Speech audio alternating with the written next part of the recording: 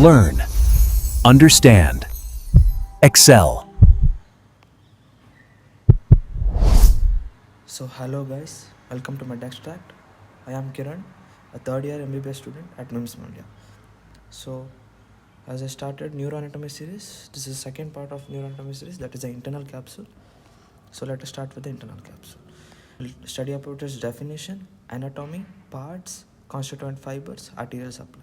So what is internal capsule? It is a compact bundle of projectile fibers. Where is it located? If you take a section of brain, that is horizontal section, you will just see along the line of the thalamus. That's at the base of the brain. So here, just above the pons, few centimeters above pons. So giving a summary of the various sensory and motor pathways, we have the main sensory pathway, that is the dorsal column tract, that is carrying various receptors, that is touch, pressure and proprioception.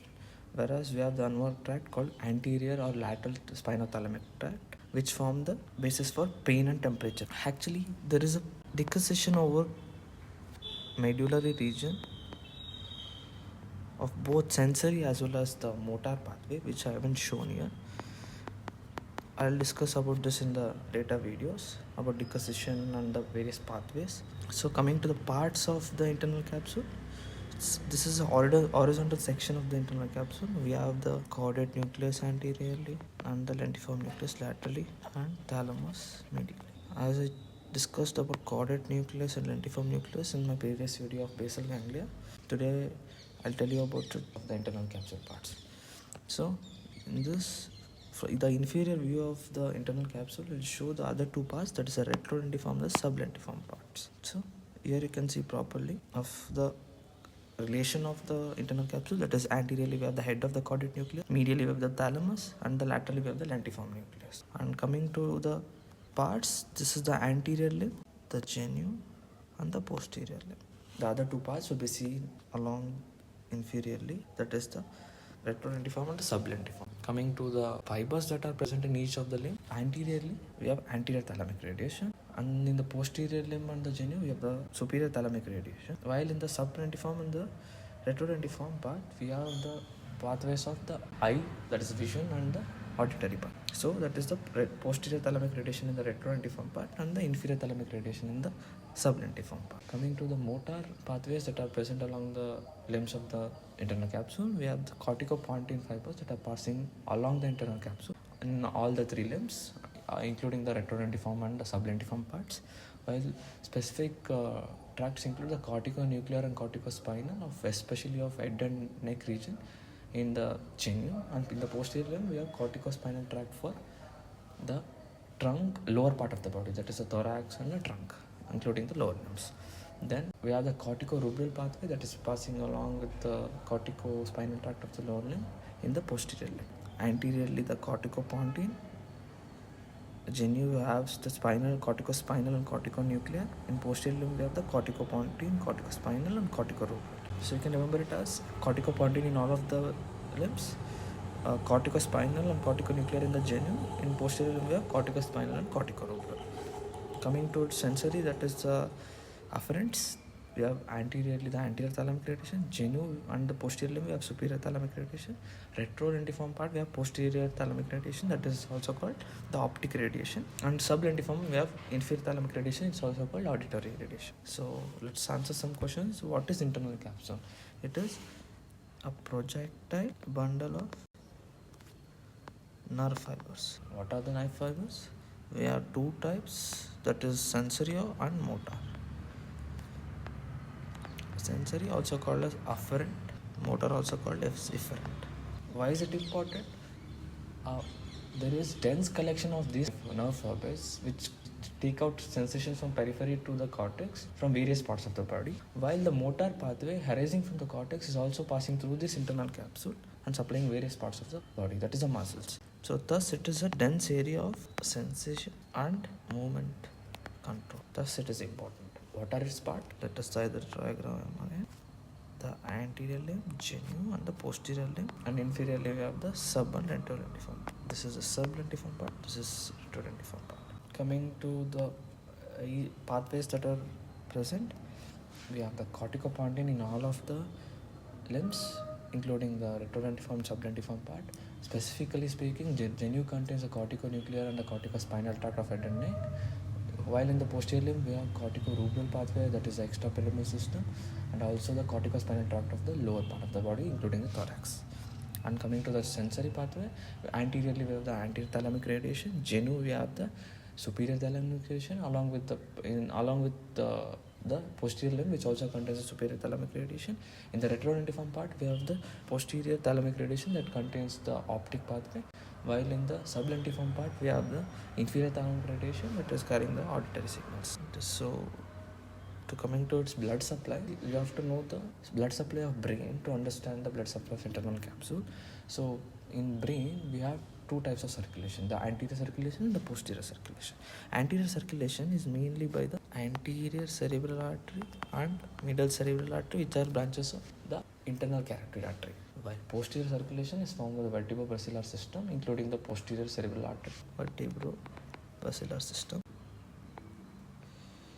Suppose this is the intercerebral artery, we have the middle cerebral artery, we have the anterior cerebral artery, we have anterior choroidal artery, and we have the posterior communicating artery and the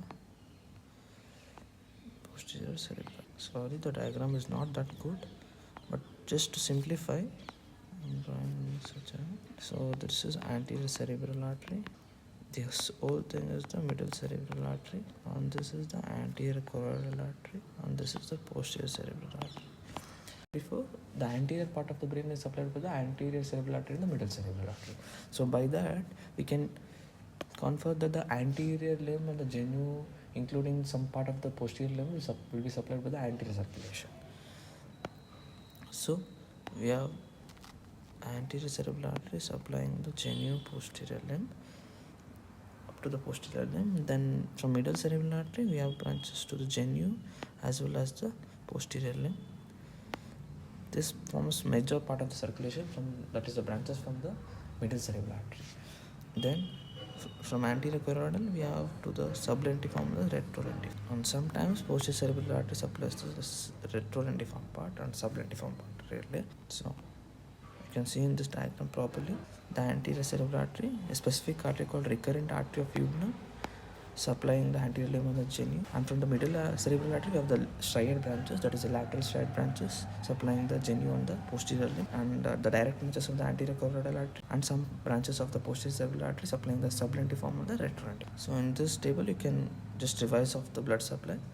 Anteriorly, middle striate branch of the anterior cerebral artery and lateral striate branch of the middle cerebral artery. Then coming to the genu, the lateral striate artery of middle cerebral artery. Then posteriorly, the anterior 2/3 is supplied by the lateral striate branches. The posterior 1/3 is supplied by the anterior choroidal artery, and retrolentiform and sublentiform mainly by the anterior choroidal artery and branches of middle cerebral. We discussed the first two questions, that internal capsule is a projectile bundle of fibers carrying various sensory and motor pathway. Then its anatomy, that is parts of it, that includes anterior limb, genu, posterior limb, and sublentiform and retrolentiform part. And coming towards arterial supply, so anteriorly supplied by the anterior cerebral artery branches, that is the medial striate artery. Genu supplied by the lateral striate artery, posterior limb supplied by the lateral striate artery, anterior 2/3, and anterior choroidal artery, posterior 1/3. Sublentiform retrolentiform part, that includes the anterior choroidal artery branches. So coming to its clinical correlation, it is highly prone to the cerebrovascular accident, what we call, the importance of which we can understand only in cases where we see hemiplegia, hemiparesis, or what we generally call as stroke. If you go to second year, we generally find many cases of stroke, especially in mid 40 to 60 years, where you see loss of power in the muscles, loss of sensations. So it's called dense hemiplegia when the pathology is in internal capsule. Why so? Internal capsule, as I told previously, it contains various sensory and motor pathways. There is condensation of these motor and sensory fibers. So any small injury may lead to very large and vast area of sensory and motor loss. So there will be stroke, what we call, and then there is one more term called as lacunar infarct. Lacunar infarct is like there is infarction that is not having any symptoms and it is insignificant infarction, but sometimes it may produce with some symptoms also. There is one artery called Charcot's artery, which is important to know, which is most prone to the cerebrovascular accident. It's the largest branch of lateral striate artery, that is a branch of middle cerebral artery. So it is more prone to this injury, causing stroke. Infarction may be due to either ischemia or the hemorrhage. Ischemia generally embolic or thrombotic, or it can be due to hemorrhage. So what we have to remember is the arterial supply of the internal capsule is important. Why so? Because the arterial supply, decreased blood supply may cause ischemia and leads to death of tissue, and we are finding the motor and sensory loss over the corresponding area of the pathway. One thing you have to remember, we have contralateral internal capsule symptoms. That is, when the right internal capsule is in fact the left side of the patient, we will get the symptoms, that is hemiplegia, then vice versa. So to end with the question, classical signs of internal capsule hemorrhage and infarct, you can comment in the comment section below, and you can follow my Instagram ID, which has been given in the along with internal capsule notes. You can go through, and please comment down if you want any other. Please share it with friends who may require it. Thank you.